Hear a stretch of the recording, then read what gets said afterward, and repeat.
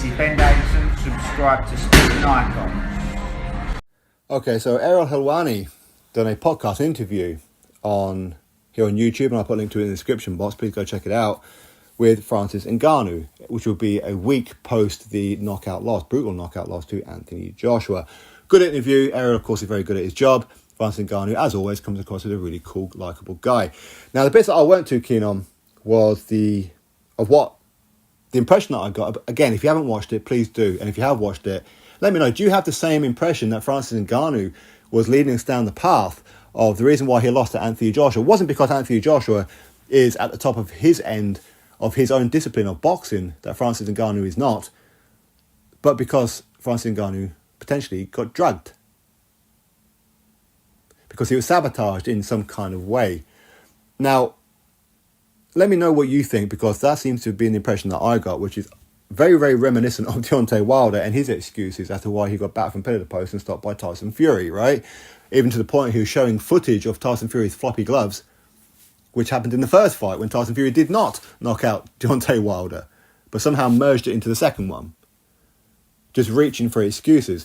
And where Francis Ngannou is concerned, while he didn't out and out say, "I believe I was drugged," it's almost like he was stopping himself from saying it. Because maybe deep inside he knows it's ridiculous, but he can't understand why he got knocked out, because he's been kicked in the head, punched in the head, and all these other kind of things for many years, and that's never happened. So he was saying things like he was doing the warm-up right before the ring walk, where he's doing the pads and whatever else. He's getting the sweat on, which of course is what he's supposed to do, so you're all warmed up. And he felt afterwards drained, like he didn't feel right. When the bell went with Anthony Joshua, he didn't feel right. He said, that wasn't me in there. After the first big punch landed, when he went down, he doesn't remember anything after that, and things like that. Almost insinuating that potentially he was drugged. Something happened. He was sabotaged in some kind of way. Now, as far as him switching southpaw, again, I've seen people like Carl Froch and other people mention how he made the amateur mistake, stupid mistake, rather than congratulate Anthony Joshua on his performance in the fight, go to, well, what did Francis Ngannou do wrong? Well, Francis Ngannou switched to southpaw. Well, he did that against Tyson Fury on several occasions and was very, very successful. Was he not?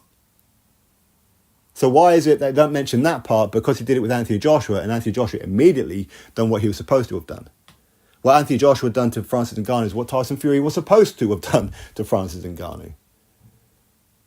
Francis Ngannou also was asked a question about Turki Al-Sheikh, saying how Turki Al-Sheikh wanted Anthony Joshua to beat Francis Ngannou. Francis Ngannou said, listen, I don't care if he or anybody wanted Anthony Joshua or any of my opponents to win, or even if you believe they're going to win. It's fine. It's just an opinion. It's not personal. It is what it is. It's all cool. But the problem that I do have is if somebody done something for that to happen. Not words verbatim, but along those kind of lines. That's the impression that I got. That, I mean, is he insinuating, or does he believe that somewhere in there that it's possible that Turki Al-Sheikh or somebody within that team done something to sabotage him right before the fight? Whether it be spiked his water or however. Again, he was mentioning about how he was delayed before the fight. I mean, did he think the fight was going to happen an hour or two before it actually did, and he got tired that he was deliberately delayed? Maybe that's what he feels. And again, I do feel the fight started too late. UK time was about midnight, something like that, which would have been 1 o'clock or 2 o'clock in the morning, Saudi time.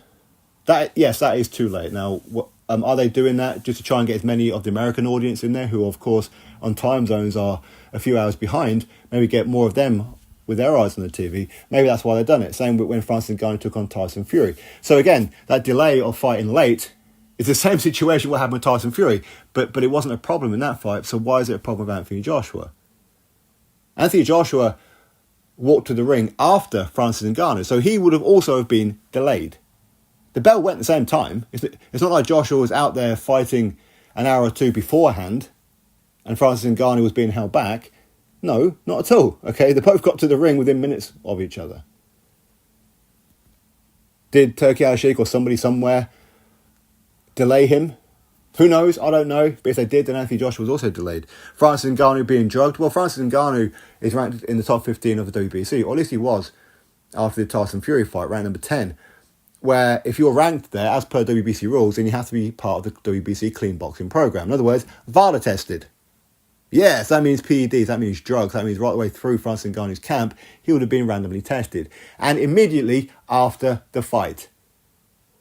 Now, granted, VADA not very good at doing a test and giving out the results straight away, okay? They seem to take forever. So if something turns up in the next however long, whether it be today, tomorrow, or within several weeks' time, you never know with VADA, and something happens in there, an analytic finding of any kind, we'll talk about it then, okay? But point is, he was VADA tested in that fight. So much like with Deontay Wilder, where he did do VADA testing and immediately after the fight and all these kind of things, and they found nothing, right? Surprisingly, they found nothing, right? Again, you see, just making a quick comparison, I have seen people saying how, Francis Ngannou, he was drugged by Anthony Joshua and whatever else.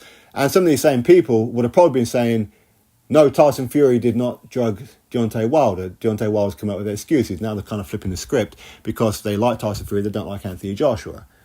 Hey, it is what it is with some boxing fans, right? But I don't believe Tyson Fury drugged Deontay Wilder. I don't believe Deontay Wilder was drugged in any kind of way. How do I know that? Because if he had have done, then the evidence would have been out there already, right?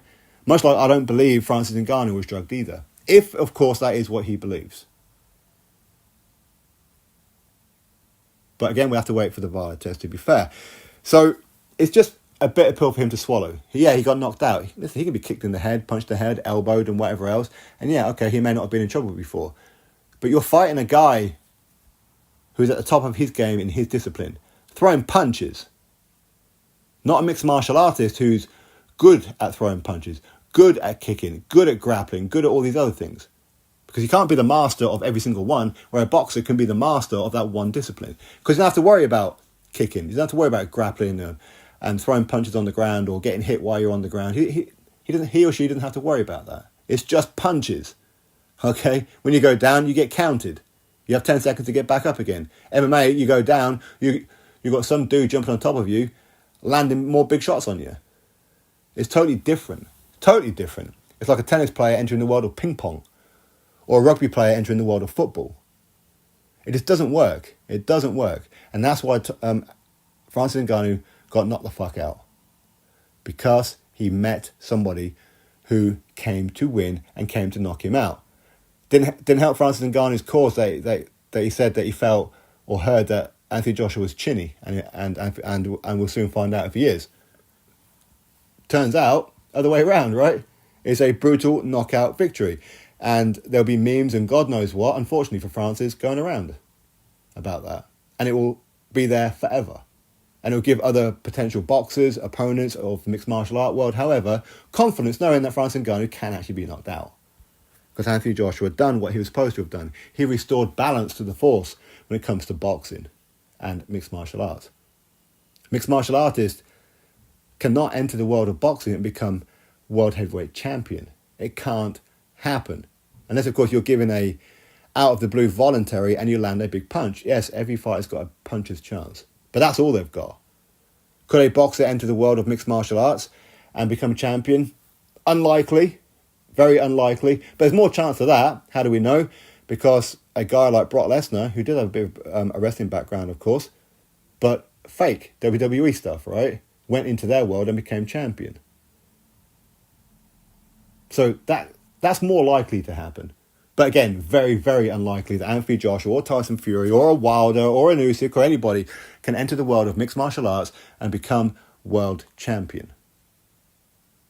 Two different sports. People need to accept that. Okay? So anyway, hopefully Francis Ngannou in time just learns to accept he's got knocked out, mate. It happens. Anthony Joshua has knocked out professional boxers. Why wouldn't he knock out a guy who isn't a professional boxer? By trade, at least. Drugs, as of right now, don't be daft. If VADA shows something different, we'll talk about it. Yes, he's done very well against Tyson Fury. Tyson Fury is a boxer more than he is a puncher. Yes, he's done very well against Tyson Fury. Some people believe he beat Tyson Fury. Again, just because Joshua knocked out Francis Ngannou and all other opponents that he has in common with Tyson Fury doesn't mean Joshua's going to beat Tyson Fury. It doesn't mean that. It can happen, of course, but it doesn't mean that. Likewise, Tyson Fury could take to school and knock out Alexander Usyk, but it doesn't mean Tyson Fury is going to beat Anthony Joshua. It just doesn't. It doesn't work that way. Not in boxing. Anyway, my thoughts. Drop me yours. Click on the subscribe. Catch you next video.